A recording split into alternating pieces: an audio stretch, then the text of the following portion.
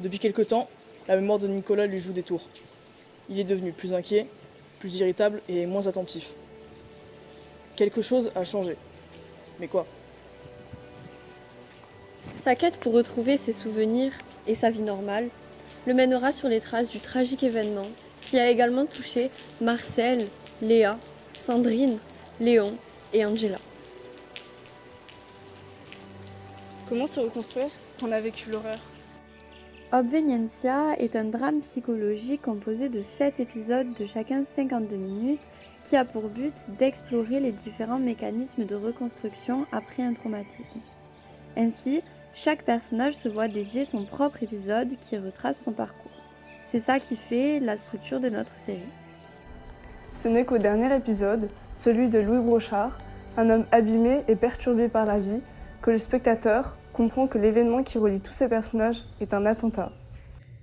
Avec Obveniencia, nous abordons plusieurs thèmes, tels que celui de l'amitié, de la famille, de la drogue, de l'adolescence, la nature, le sport ou encore l'anxiété. C'est pourquoi nous avons interrogé chacun de nos personnages afin de mieux comprendre quel est l'élément qui leur a permis de surmonter cet attentat. Alors moi, ce qui m'a permis de tenir, c'est ma famille et l'idée de réaliser mon rêve, créer un restaurant. Malgré le fait que j'ai enfoui mes sentiments et que je me suis éloigné de la société, c'est grâce à mon amie Léa que j'ai pu avancer dans la vie. Avant l'attentat, en fait, j'étais déjà en conflit avec ma mère suite au divorce avec mon père.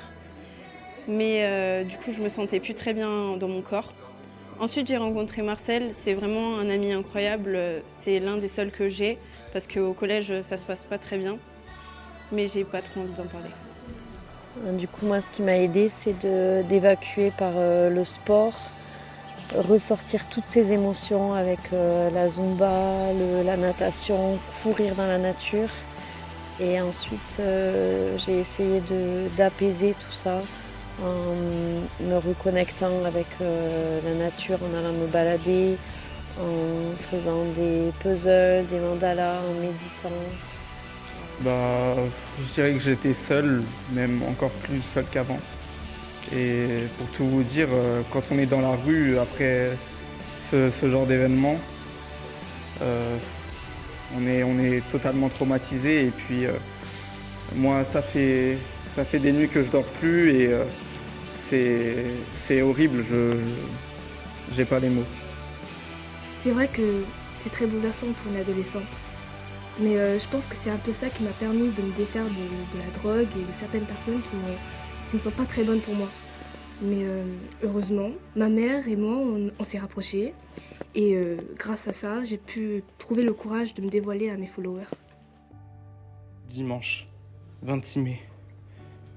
Je sais que ça peut paraître fou, mais je n'ai plus le choix. J'ai certainement regretté mon geste, mais j'en ai plus rien à foutre. Tout le monde s'en fout ou se moque de moi. Même ma mère nous a abandonnés, mon frère et moi. Maintenant, je sais ce qu'il me reste à faire. Lui laisser de la place pour voir la décision qu'elle a prise pour moi. C'est en représentant plusieurs personnages issus d'origines culturelles, sociales, générationnelles variées que nous espérons que nos spectateurs puissent se retrouver d'une façon ou d'une autre dans notre série.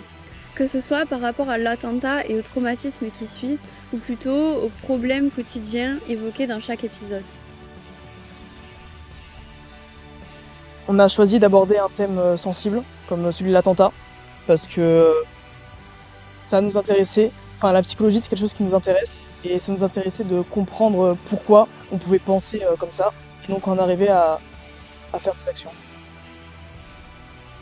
On a choisi ce thème de l'attentat, tout simplement parce que en 2018, à quelques kilomètres de chez nous, à Trèbes, il y a eu un attentat. Au début, on se disait que ça ne nous avait pas réellement impacté, mais lorsqu'on se dit si cet attentat s'était passé dans notre supermarché, il nous aurait réellement impacté.